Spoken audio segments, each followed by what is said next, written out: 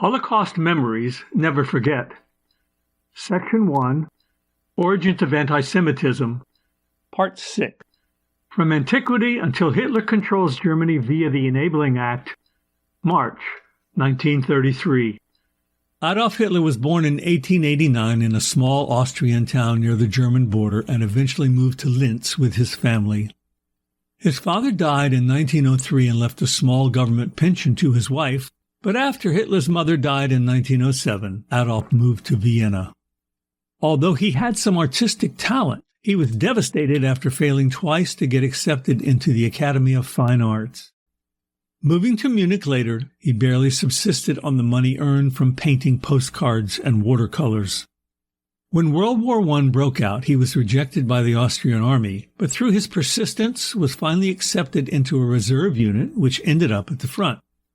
Though some historians doubt it, others claim that Hitler was wounded twice, earned several medals, and was in a German hospital recuperating from a mustard gas attack when the war ended.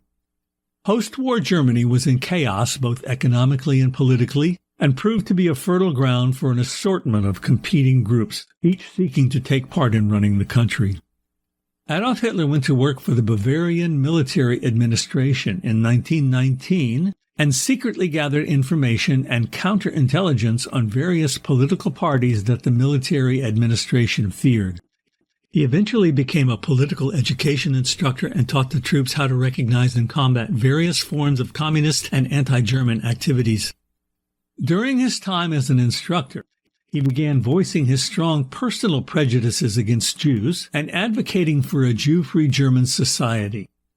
In the fall of 1919, he joined the fledgling German Workers' Party, also known as the DAP, and quickly advanced to the chief of propaganda. The DAP renamed itself the National Socialist German Workers' Party, alternately known as the NSDAP or Nazi Party, and created a strong folkish platform that not only emphasized Aryan racial purity and repudiated the financial burden of the Versailles Treaty, but it set a goal of creating a new and powerful Germany which would be free of Jews. Like most Germans and Austrians, Hitler blamed Jews for the loss of World War I, and his fiery anti-Semitic, Aryan-centric speeches soon gathered thousands of enthusiastic followers, and in turn built up the Nazi Party's membership. Among his trusted associates, and who later became high-ranking leaders during the war, were Joseph Goebbels, Martin Bormann, Hans Frank, Rudolf Hess, Hermann Göring, and Adolf Eichmann. During the early years of the Nazi Party, one of its most effective tools in gaining power was the Freikorps, an aggressive, violent paramilitary group made up of thousands of former soldiers who refused to return to civilian life. Under the leadership of Ernst Röhm, the Freikorps became what was often referred to as the Brown Shirts, or Stormtroopers, although its official name was the Sturmabteilung, or the SA. And these men served the Nazi Party as a large private army whose terror-style activities were used to crush any opposition. By 1921, Hitler was the undisputed leader of the Nazi Party and had set his eyes upon a complete takeover of Germany.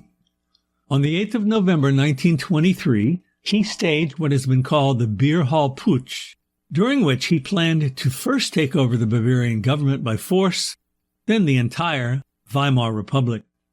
However, his coup failed miserably, several of his followers were killed, and he was arrested and sentenced to 5 years in prison. The Nazi Party, though banned in Germany after this event, remained secretly active, and Hitler used the 9 months he actually served in prison to write Mein Kampf, which means My Struggle.